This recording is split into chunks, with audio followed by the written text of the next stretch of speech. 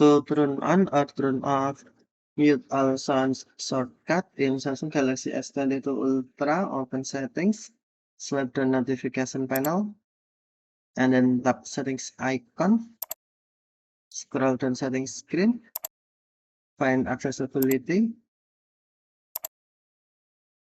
and then tap accessibility, tap hearing enhancements, select mute all sounds, and then on mute all sounds shortcut, tap switch until Bluetooth turn on. Choose how to start or stop this function, select option you want, tap the accessibility button, press and hold volume up and down keys for 3 seconds, or press set and volume up keys.